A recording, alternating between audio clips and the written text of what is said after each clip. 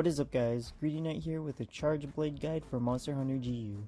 I know there are two videos made by Gaijin Hunter and Arix Gaming respectively. I'm planning to make a chargeblade guide and hopefully other weapon guides once Rise comes out, so I need practice. Let's get into it. Sword and Shield is pretty simple. It is faster than most weapons in terms of animations and movement. You charge up Phial energy by attacking the monster in Sword and Shield mode, then store that energy in your shield. You have a triple X combo that ends in a guard point. A is a charge slash. In every situation you will want to get the double slash, so just practice until you learn the timing. From idle, you have a triple X plus A combo in the form of an advancing slash, a shield thrust, and a Phial storage round slash. It gives you yellow shield and minimal Phial time, so the last attack is pretty worthless. You can interchange X, A, and X plus A to mix up combos. Pressing B after an attack will perform a sidestep if you're pressing left or right. Inputting X after a sidestep performs a roundhouse slash. Your Phials will change color based on the energy stored in your sword. Yellow will fill 3 vials, red will fill 5. To store vials, press R plus A during any point in the combo or from idle. After storing vials, you have 3 inputs to choose from. Press X to give a Phial imbued overhead slash while you have shield charge. Press X plus A for a shield thrust, or press A to morph into axe mode by performing a burst chop 1. This will consume 1 vial. You can press R to perform a block, or R plus X to morph into axe mode. This attack has a guard point during the steam animation. In Monster Hunter GU, if you are hit during the steam animation, you will continue with your attack as normal as long as it hits the shield. The only times your guard points will fail are if an attack has enough knockback or is unguardable. Guarding skills can strengthen your guard and make your guard points successful through more attacks. To morph back into Sword and Shield mode manually, press R, ending in a guard point roundhouse slash. Once in Axe mode, you have a Slam and Upswing X combo. Online, never input the upswing to avoid pissing off your hubmates. Pressing A performs a burst chop 1. Pressing A again performs a double burst chop. It also consumes 1 vial, but will cause 2 Phial explosions for each swing. Press A again to unleash a super ant element discharge, or a super for us chargeblade folk. Without shield charge, it will always perform a super, which consumes 1 Phial, and will always morph back into Sword and Shield mode afterwards. Alternatively, you can press X plus A in idle to perform the wind-up animation for the super. Axe mode is slower by nature, but outputs more damage compared to Sword and Shield. During a super animation, you can press R to store vials into your shield, giving it red shield charge. You can only gain red charge from Axe mode and never Sword and Shield mode. Each Phial loaded will grant 40 seconds of duration for the red shield charge, meaning 5 vials will just give over 3 minutes before you need to reload. You will always want red shield charge, so after filling your vials, hop into Axe mode to get the red stuff. It gives a 1.15 damage modifier to your axe attacks for most styles, guard plus 1 to your guard and guard points, and changes your super into an ultra element discharge. If you try to perform a super with red shield charge, it will perform an ultra with a longer wind-up animation and unleash all of your Phials as well as consume your shield charge in one big explosion. The general rule in Monster Hunter GU is to always cancel into a super. Ultras output less damage than a full axe combo, and you lose your shield charge and vials, effectively resetting your chargeblade to base form. To cancel into a super, you just mash X and back relative to your character at the start of the windup. Because you have 2 modes, you have 2 draw attacks, forward plus X for an advancing slash in Sword and Shield mode, R plus X plus A for a morph attack in Axe mode. The latter is useful when you have vials to burn and don't want to waste time in Sword and Shield mode. Also, it's spammable in Valor mode. Jump attacks are just repeats of draw slashes, but in the air. They honestly don't come up unless you are using aerial style or get yeeted by a teammate. It adds a guard point on Chargeblade's most vulnerable sword and shield attack, which is a charge slash.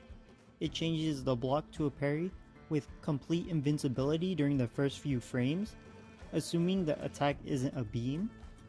And it gives Axe mode the Adept evade while only taking away the useless yellow shield charge move after a shield thrust. This is the best style to teach Chargeblade to newcomers in Monster Hunter GU. It keeps the core moveset while giving additional safety features. This is the Speedrunner style. You get a 1.2 red shield damage modifier, increasing your damage while in Axe mode.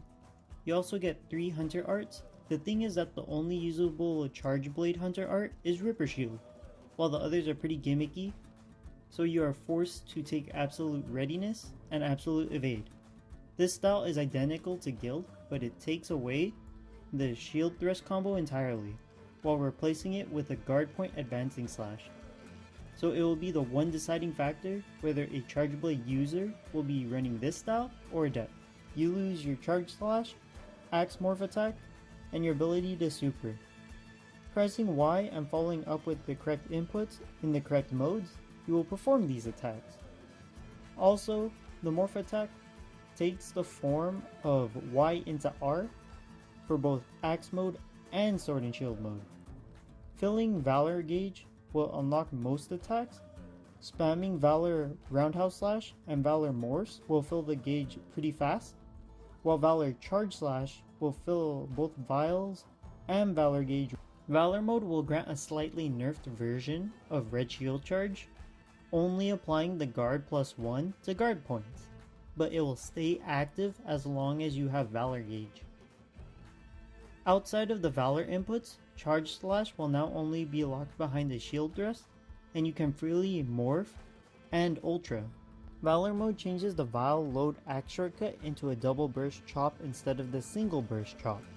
The two new moves in Valor mode are the guard point evade and triple burst axe combo. You now have a dual blade-esque evade with a guard point while in sword and shield mode, and you can follow it up with a shield thrust, but you lose the guard point while in axe mode.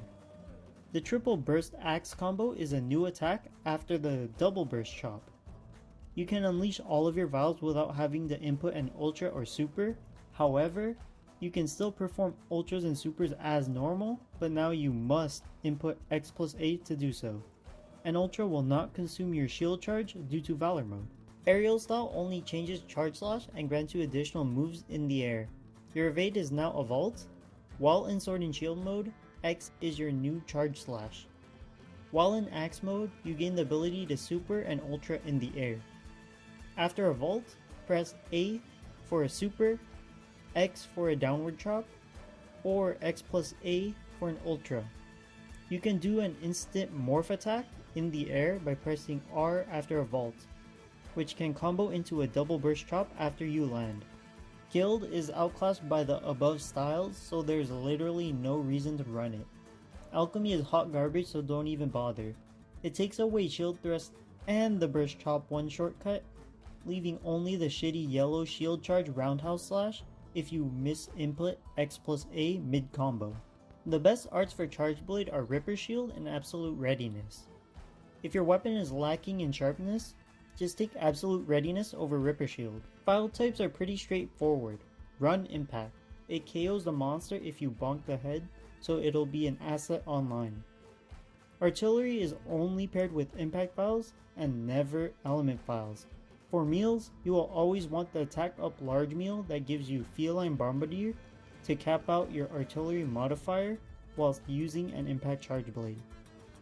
Phial Attacks will apply to the same moves regardless of Phial type, and if you manage to hit the monster. Impact will have a yellow explosion, while Elements will have a green explosion. Impact inflicts KO scaled to your raw attack with fixed exhaust, while Element will scale with the element on your weapon, along with any element attack up skills. These attacks are burst chops, supers / ultras, and both shield thrust and reload overhead slash. while you have a shield charge. Anyways, that's all I have for this video. If you enjoyed, drop a like and consider subscribing for more content like this. I won't be doing another weapon guide for Monster Hunter GU, but when Rise comes out, I'll do guides on the weapons I'm going to hunt with first. And if these videos get enough attention, I'll do the other weapons. Keep your shield red, and I'll Adept Evade out of here. Greedy Knight, signing out.